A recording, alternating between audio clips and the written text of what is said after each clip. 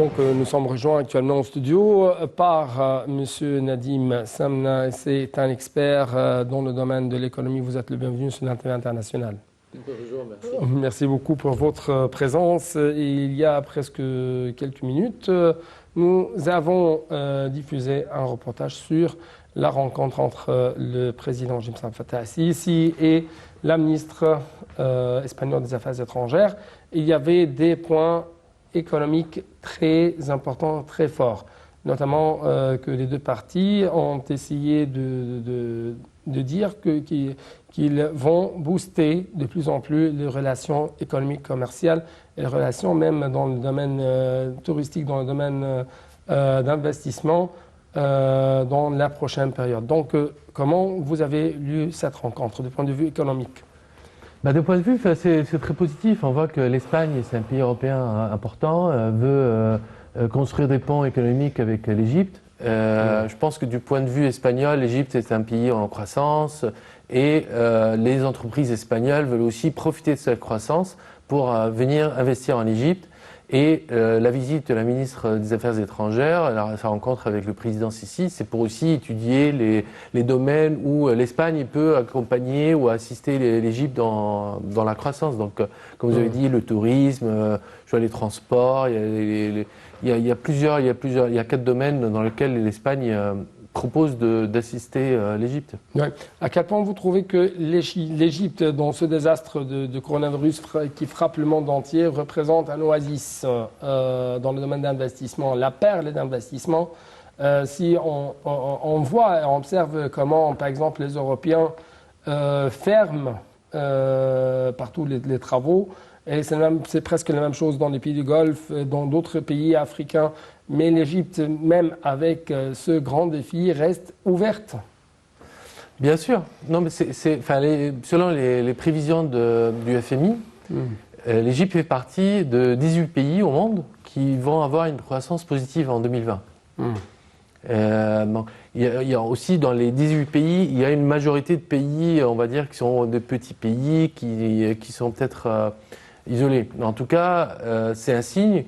La croissance positive, malgré la crise de Covid-19, du potentiel de croissance économique de l'Égypte. En contrepartie, l'Europe, dans son ensemble, va subir une récession entre 8 et 9%.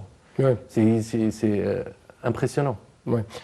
Encore une fois, à quel point vous trouvez que les Espagnols, les Français, les Européens en général considèrent l'Égypte comme un trait d'union entre eux et l'Afrique, dans le domaine du commerce, dans le domaine de l'économie, dans le domaine de l'industrie, et ainsi de suite. Bien sûr, bien sûr. Notamment que l'Égypte actuellement possède, comme on va connaître durant les prochaines minutes, une bonne infrastructure dans le domaine de l'énergie, mais aussi dans le domaine de transport et de route.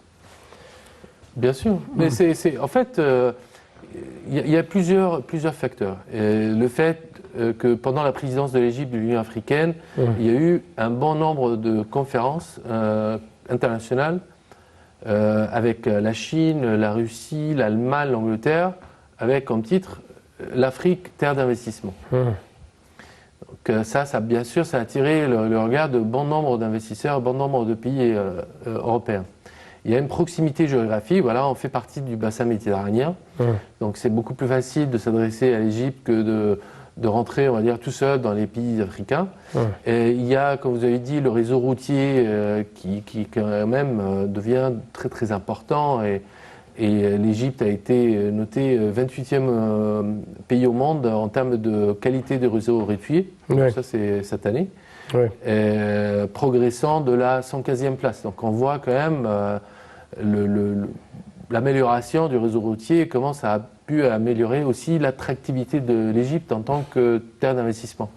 Et ensuite, voilà, je pense que c'est plus facile de réussir en Égypte dans un premier temps pour ensuite s'étendre dans le continent africain. Enfin, surtout la partie est-africain, voilà, le bassin du Nil, etc. Justement, d'après des experts, par exemple, il y a une stratégie ambitieuse espagnole qui s'inscrit autour de 4 grands objectifs: paix, sécurité, croissance économique, consolidation des institutions africaines et régulation des flux migratoires. Et c'est dans cette optique que l'Espagne, par exemple, s'emploie à renforcer ses relations avec l'Égypte, poids lourd du continent aux yeux des Espagnols. Et bien sûr, l'Espagne a considéré sa coopération avec le pays de Farang dans les différents domaines, notamment dans la lutte contre le terrorisme et l'immigration clandestine. Donc, deux sujets très sensibles, bien sûr pour l'Égypte, mais aussi pour les Européens en général. Donc, l'Égypte essaye de proposer d'autres solutions pour résoudre de tels problèmes, l'immigration clandestine et les flux migratoires, ainsi de suite, mais aussi le terrorisme, non seulement à travers la sécurité, mais aussi à travers la construction. Et le sorte de comment faire sur le terrain des passerelles, des ponts entre les côtés européens et les côtés africains et égyptiens. Oui, bien sûr. Enfin, je pense que la solution pour le problème de migration clandestine, elle est connue par tout le monde. Il faut avoir une croissance durable en Afrique. Il faut que les pays africains puissent avoir une économie qui offre des possibilités, des opportunités pour ces jeunes, pour qu'ils arrêtent de penser que traverser la mer dans des barques, dans des conditions quand même difficiles, est une meilleure option que de rester au pays et essayer de construire le pays. Ouais. Donc voilà, ça c'est la nouvelle stratégie aussi des pays européens, essayer de trouver des projets pour développer l'Afrique, pour former aussi la jeunesse africaine. Ouais. Et là-dessus, je pense que l'Égypte agit comme un conseiller pour les pays africains, enfin pour les pays européens. On leur dit voilà, ça c'est les domaines qui vont être le plus efficaces, qui vont avoir le plus d'impact sur le développement durable de l'Afrique. Ouais. Dans cette optique, on trouve que l'Égypte, sous la présidence d'Abdel Fattah al-Sisi, essaye de reconstruire, l'État égyptien essaye de reconstruire l'Égypte, de construire même une nouvelle Égypte. C'est pourquoi on trouve, comme c'est bien vu sur l'écran, le président Abdel Fattah al-Sisi a inspecté vendredi l'état d'avancement de projets d'axes routiers à l'est du Caire, l'extension de la route Le Caire-Suez, ainsi que celle de Gessès-Suez. Ces projets comprennent également le reménagement total des zones avoisinantes du club de renommée internationale et celle de l'aéroport du Caire, ainsi que les axes de nouveaux ponts liant les différents quartiers d'Héliopolis, de Médinat Nas, du Nouveau Caire. Le président instruit d'accélérer le rythme des travaux pour terminer rapidement ces projets et ainsi parachever les travaux de réaménagement de ces zones en les dotant de réseaux routiers et des services à la hauteur. L'objectif, c'est ce qu'a affirmé en fait le président, est d'assurer des services de qualité aux citoyens, d'alléger leurs souffrances durant leurs déplacements quotidiens, notamment avec le début de la nouvelle rentrée scolaire. Encore une fois, un point très fort dont dispose ici en Égypte, c'est toujours l'ouverture. Dans ce temps de coronavirus, les Égyptiens, bien sûr, ou l'Égypte a connu plutôt la rentrée scolaire. C'est pourquoi le président inspecte l'état des routes. Donc comment vous trouvez l'État égyptien qui essaye de faciliter de plus en plus la qualité ou la vie quotidienne des Égyptiens à travers la construction de nouvelles routes, rendre les transports plus fluides? On voit que tout est lié. Je veux dire, là, c'est question d'amélioration et l'État égyptien, le gouvernement égyptien essaye d'une part, améliorer les conditions des routes, et améliorer ici les conditions d'éducation et les écoles, tout ce qui est santé, etc. Il y a plein de sujets sur lesquels l'État égyptien ou le gouvernement égyptien œuvre pour améliorer la vie et la qualité de vie des Égyptiens. Donc, l'état des routes, en fait, c'est que le premier jour de la rentrée scolaire, c'est toujours très difficile pour les parents. Il y a une augmentation assez importante de la circulation au Caire. Et en plus, c'est la rentrée parlementaire. Donc ça rajoute aussi, on va dire, au nombre ou à la circulation, aux difficultés de la circulation. Donc c'est normal, enfin, c'est le quotidien des gens et on sait que... Donc si, encore une fois, si on investit dans l'infrastructure, c'est-à-dire on investit dans l'être humain, parce que l'infrastructure, une infrastructure sophistiquée, c'est-à-dire une bonne qualité pour les êtres humains. Il y a beaucoup de bénéfices. Il y a beaucoup de bénéfices. Si vous calculez, si on parle par exemple sur un axe routier important, qui est emprunté par 500 000 personnes par jour. Si on arrive, grâce à la fluidité du trafic, à diminuer le temps de déplacement sur cette route pour les 500 000 personnes d'une demi-heure par jour. Donc 30 minutes, ça veut dire que c'est un gain de 250 000 heures. Heures de travail, heures de loisirs, heures passées avec la famille, 250 000 par jour. Donc tous les jours, on gagne ce temps qui peut être dépensé sur autre chose.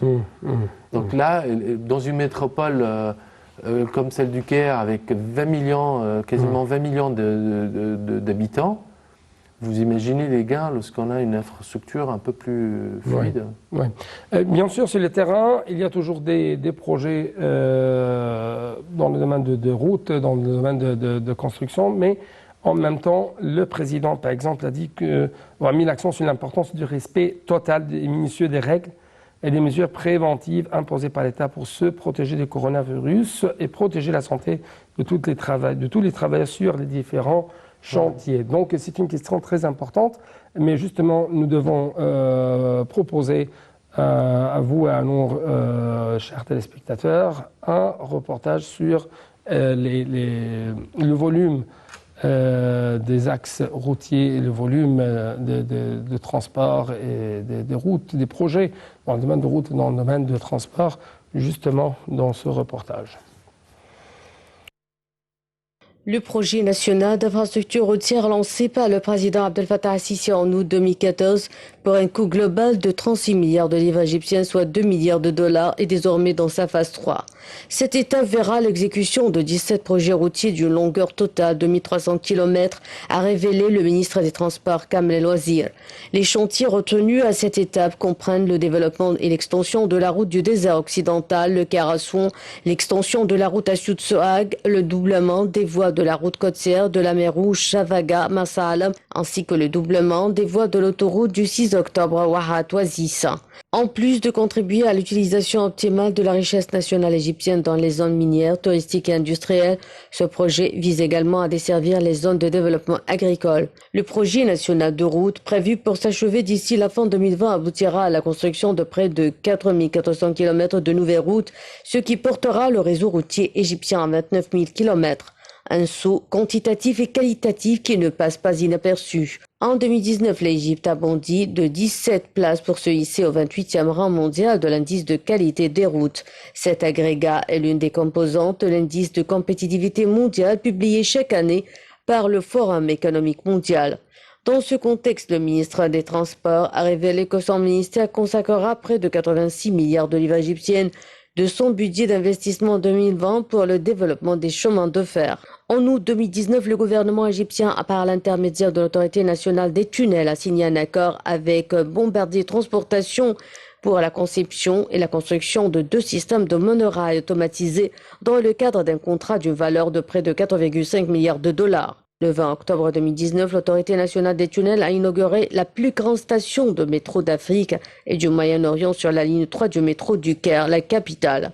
Dénommée Heliopolis Station, cette installation d'environ 116,8 millions de dollars a été entièrement financée par le gouvernement égyptien. En novembre 2019, l'Autorité nationale des chemins de fer a signé un contrat de 466,3 millions de dollars avec Progress Rail, un constructeur américain, pour la fourniture et la rénovation d'une centaine de locomotives. Et en décembre 2019, l'Autorité nationale des chemins de fer a conclu un accord de 1,13 milliard de dollars avec les banques Export-Import de Hongrie et de Russie pour l'acquisition de matériel roulant.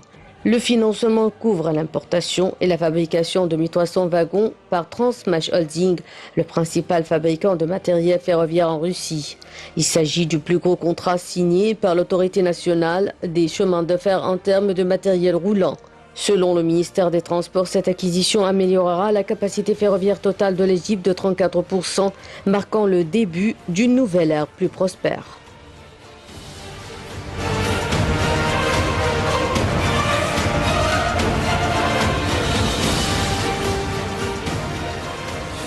Donc toujours de grands, colossaux projets qui sont mis sur le terrain, mais toujours avec la prise de mesures de prévention les plus strictes, d'après même les ordres du président Abdel Fattah al-Sisi. C'est-à-dire, oui, on construit, mais aussi on protège. Bien sûr.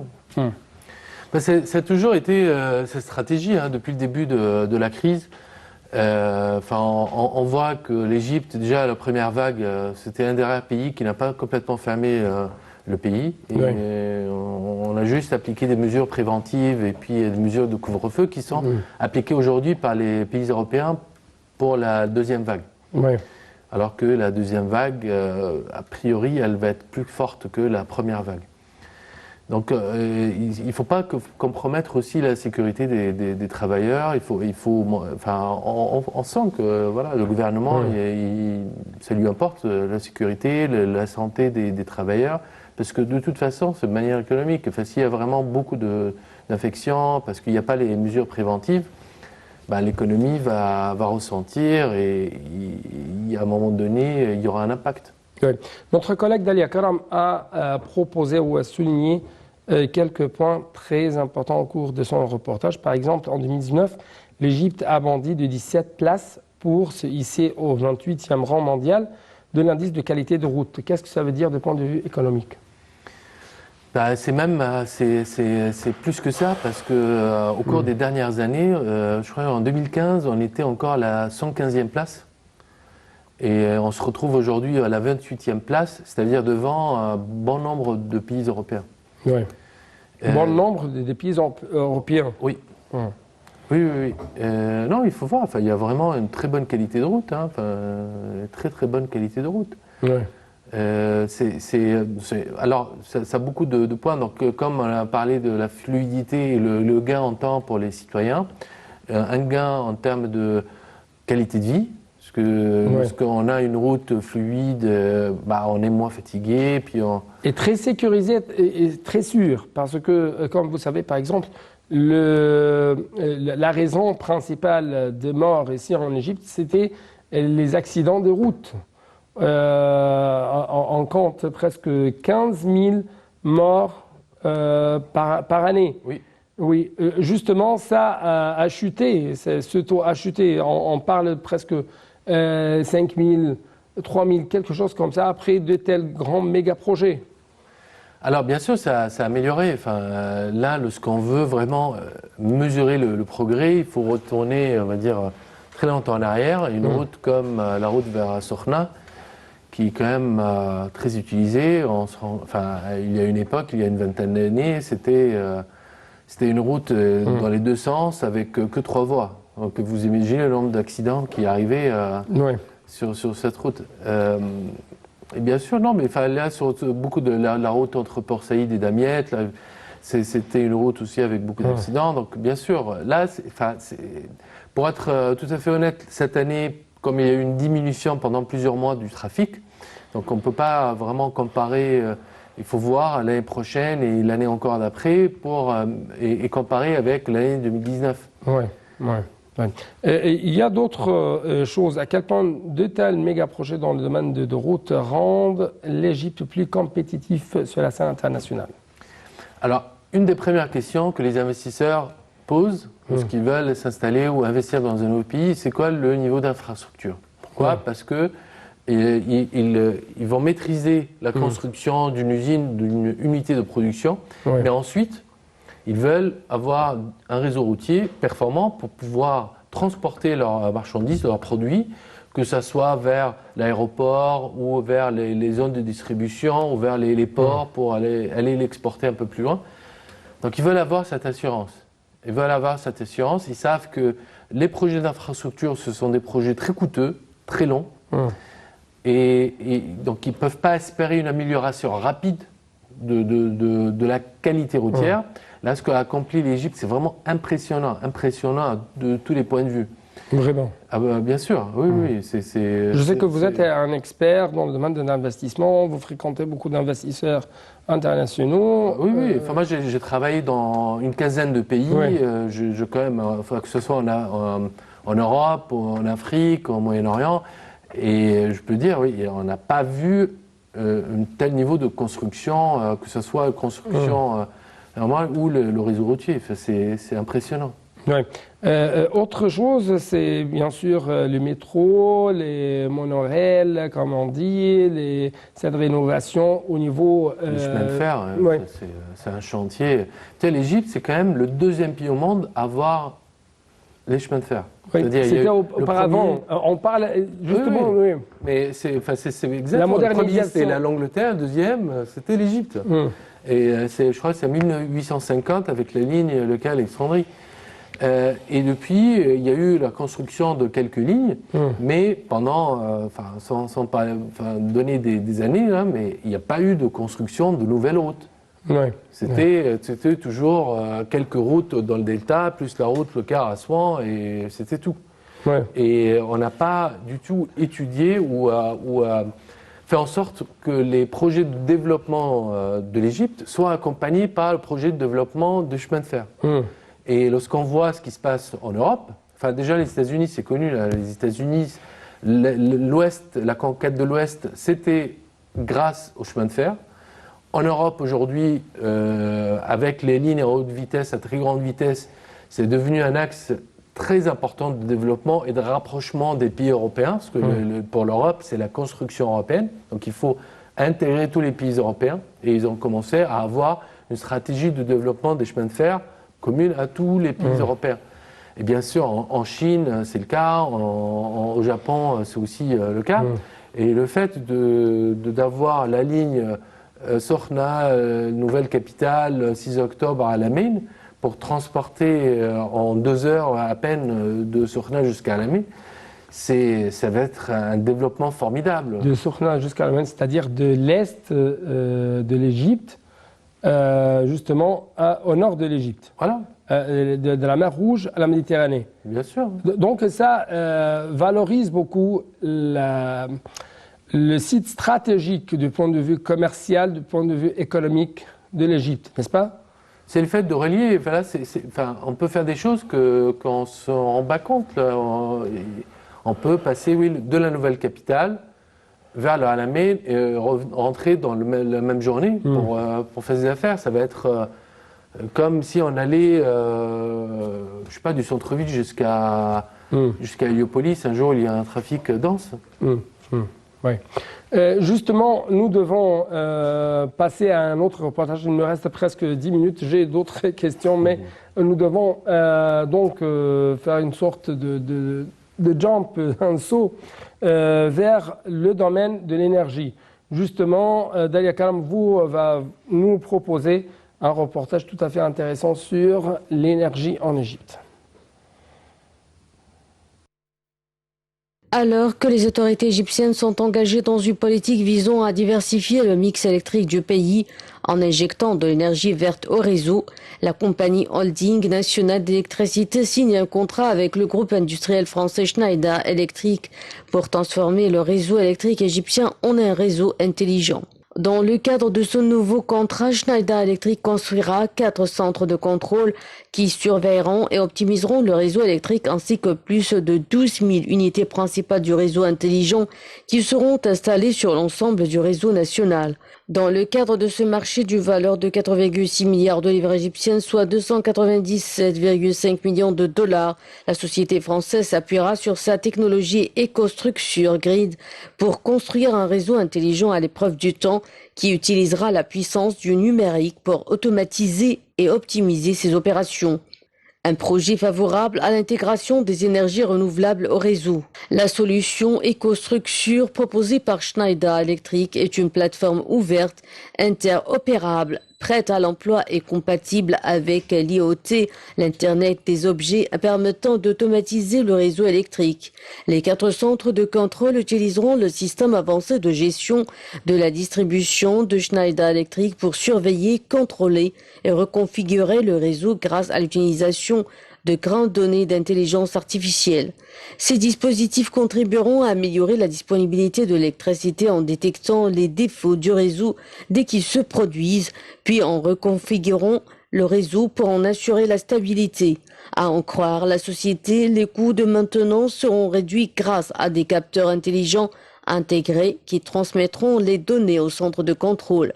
Ce projet est le premier du genre qui permettra d'accroître l'efficacité et la durabilité du réseau en déployant des technologies intelligentes, affirme Mohamed Chakel, le ministre de l'Électricité et des Énergies renouvelables.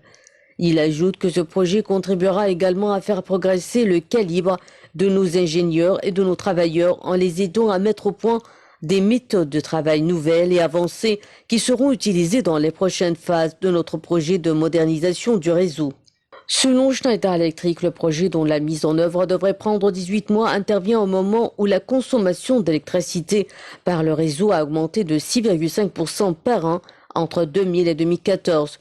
Le gouvernement égyptien veut également booster la capacité de son réseau électrique en misant sur les énergies renouvelables. Très concrètement, son plan pour les 2 prochaines années est de produire 20% de l'électricité consommée en Égypte à partir des sources renouvelables. Une ambition qui se considère déjà avec la mise en œuvre de grands projets d'énergie renouvelable dans le pays, notamment la construction du complexe solaire photovoltaïque de Bemban dans le gouvernorat d'Aswan qui permettra d'injecter 1650 MW d'électricité au réseau.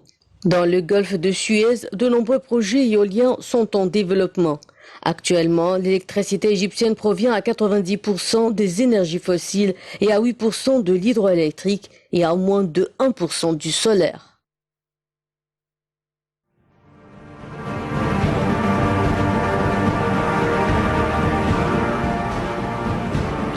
Donc, comment vous trouvez de tels méga projets dans le domaine de l'énergie et cette diversification dans les sources d'énergie en Égypte?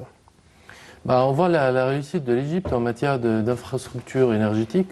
L'Égypte était un pays avec un déficit d'énergie électrique. Et puis, en quelques années, on a développé nos capacités et on est devenu excédentaire. Et aujourd'hui, on a des projets pour exporter l'électricité vers les pays voisins, voire même l'Europe. Donc aujourd'hui, on est devenu un hub pour l'énergie, notamment les énergies renouvelables. Alors l'énergie, oui, bien sûr. Enfin, ça va venir, mais moi je parle d'électrique de manière générale. La consommation de l'Égypte, c'est autour de 35 gigawatts et on a une capacité de production de 50 gigawatts. Donc là, il y a un excédent de 15 gigawatts qui est quand même important et c'est ce qu'on essaie de... on a signé des accords avec l'Arabie Saoudite, avec le Soudan, avec la Jordanie, et puis... Deux autres pays européens, je crois. Oui. Donc ça montre la réussite. Et puis il y a toute l'énergie renouvelable. Donc on voit qu'il y a le solaire, il y a l'éolien, il y a l'hydraulique. Donc aujourd'hui, je crois que tous les énergies renouvelables, c'est presque 10% de la production de l'énergie. Mais avec quand même une bonne part, c'est de l'hydraulique, l'eau au barrage, le barrage d'Aswan, etc. L'énergie renouvelable, pour l'instant, représente, je crois, 1% seulement. Donc, on voit qu'il faut développer le renouvelable. On commence à avoir un savoir-faire en matière de solaire, un savoir-faire aussi en matière d'énergie éolienne. Et le but, c'est pouvoir développer ces énergies pour continuer à la fois de fournir le marché local, parce que l'Égypte c'est un pays en croissance, et plus il y aura des usines, plus on aura besoin d'énergie pour faire tourner ces usines. Il y a bien sûr le projet du gouvernement de développer tout ce qui est véhicules électriques. Donc ça c'est un peu important, parce que là il y a un partenariat avec une entreprise chinoise pour construire des véhicules électriques en Égypte.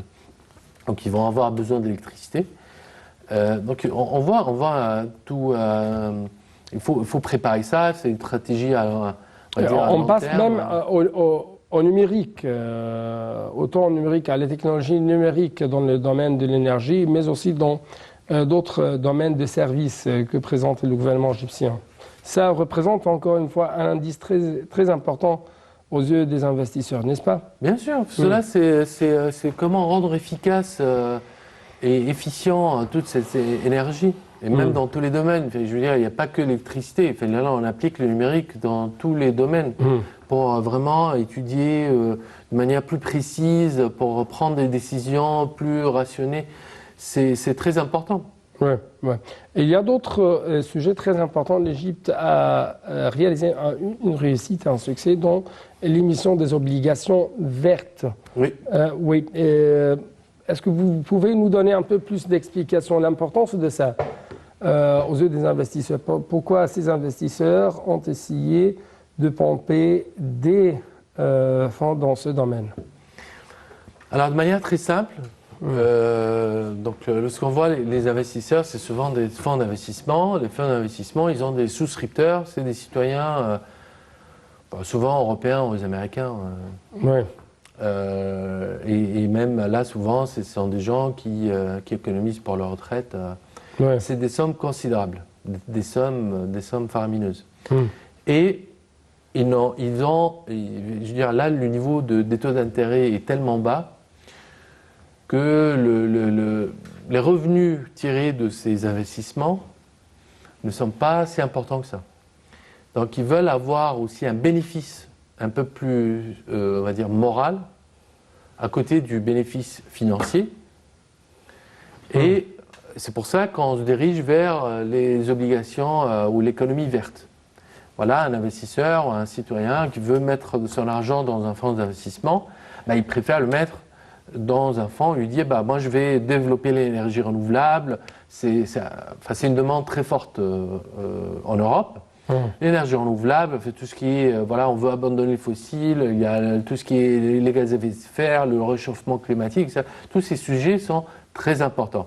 Et c'est vrai qu'au niveau de la politique nationale, c'est difficile pour qu'un citoyen vraiment ait un impact avec son opinion, mais il le fait à travers ses investissements individuels.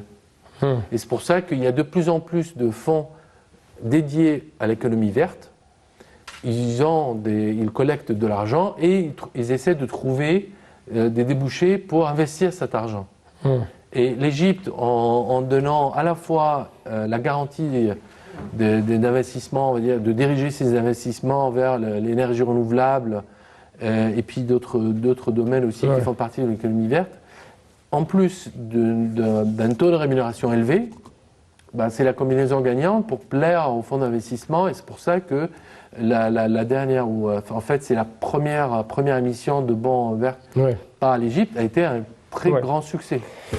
Donc un très grand succès, c'est ce qu'a réalisé l'Égypte durant les dernières années dans plusieurs domaines, notamment dans le domaine de l'énergie, dans le domaine du transport des routes. Merci beaucoup donc, pour votre explication. Malheureusement, je n'ai plus de temps, mais encore une fois, merci infiniment pour de telles explications très précieuses de votre part.